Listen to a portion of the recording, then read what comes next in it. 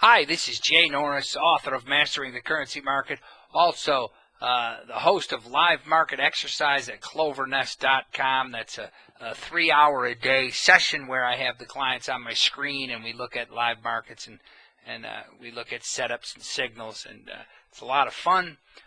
Before we get to the charts for the report today, I definitely need to point out that trading futures and Forex is a risky endeavor and not suitable for everybody. The charts, we are going to be viewing our real-time market snapshots and may not be replicated going forward.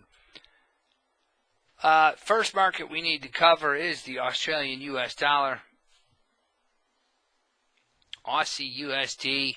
I like this market, and I keep hoping you get a correction on it,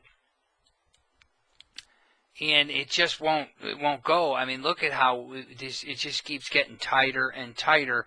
You see our maroon line, that's our monthly line. The monthly trend's up, white line, weekly trend's up.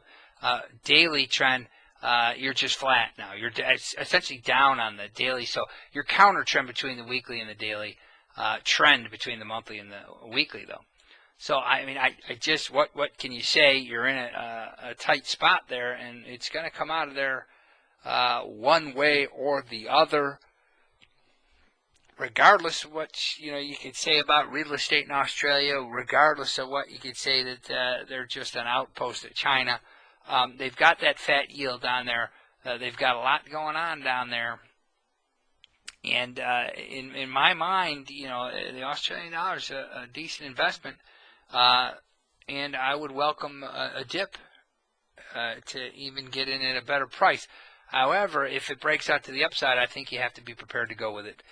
Next market, Euro US dollar. I don't think the euro is that sound of an investment. I think a lot of traders underestimated how the sovereign funds would defend the euro, and they did do a fine job of defending the euro, and it's been it always will be a great trading vehicle. And there's an outside chance you could blow past 140 the buck here and test that November high and that confluence of that big trend line on the weekly also. Excuse me. However, I'd be more interested in setting up shorts at these levels, just above. I would want to see some kind of an indication of bearish behavior, maybe a shooting star or something like that, or a bearish engulfing candle, or better yet, a change of direction candle. But currently the daily's down, the weekly's up. That's the 66% retracement level right there. That's a significant level. That's of the 2010 sell-off. There's your 66% retracement of that. So a lot of confluence of resistance just above in the euro. And, you pop through there, but I think the air is getting pretty thin up there. So not the biggest fan of the euro at these levels. You just took away, you had some room up there, and it's gone now. That rally took that away, so not completely enamored with that market. Here's the pound US dollar. I'm not necessarily bearish on the pound. And here it comes. You see the pound recovered pretty good today. You actually you closed in the black today. Your daily's still down just barely. Your monthly's just keeping a lid on this thing. And this is another one that like the Aussie, this guy could blow. Honestly, it could blow and flip a coin. I think what I think doesn't really matter. Let's just, by definition, we could say definitively the daily's down, the weekly's up, and we'll leave it at that. Whichever way it's going to come out of there. Hopefully we'll get a little bit better picture tomorrow. You got some good news for the cable coming out. Let's go dollar CAD. I've been skipping this guy much. It hadn't been much of a trading vehicle. Well, I keep saying 95th Street. Hey, in the 95 handle? No, 96 handle still. I think you're going to 95 here, 95 the figure. We've been saying that for some time now. We've been saying that for like a month now. And there's 95th Street now. It's coming into the picture.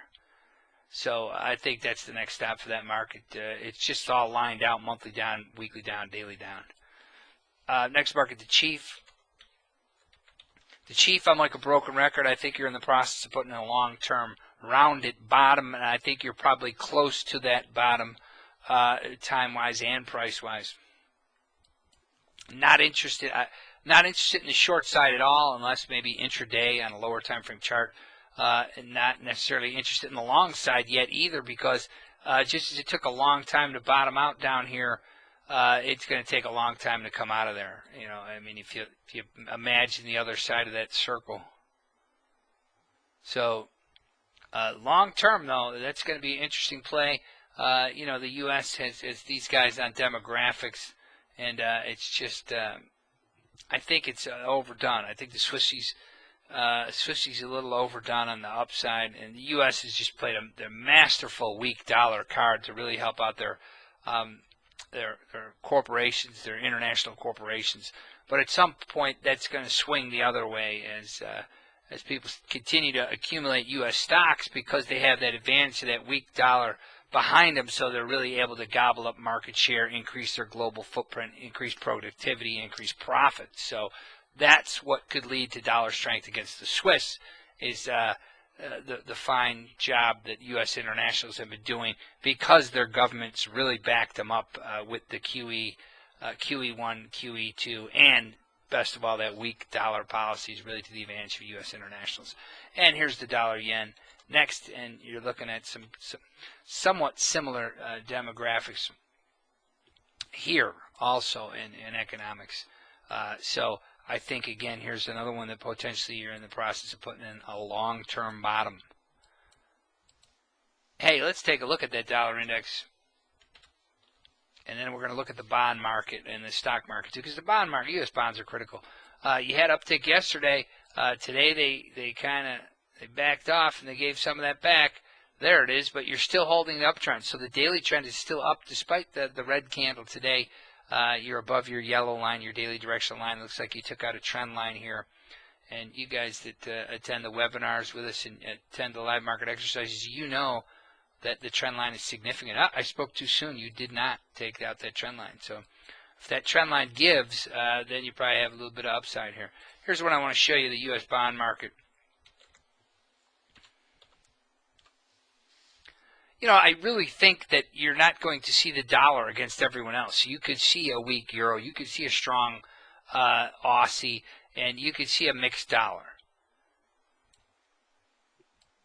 Here's the U.S. bond market. It's essentially flat. And, boy, it's just a tough one to call. Here, let me get the June contract, because that front month is not going to do you justice, because you have that gap where there was no gap when they rolled from there. That's the chart I want to see.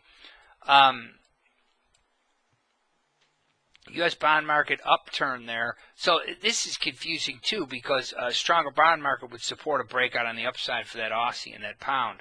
Stronger bonds, i.e. lower interest rate, lower rates in the States. Oh, you did not shift the daily. That's what I was looking at. So daily remains down, weekly's up. So your counter trend on the U.S. bond market, no help there. You're getting no hints there. Here's your U.S. stock market.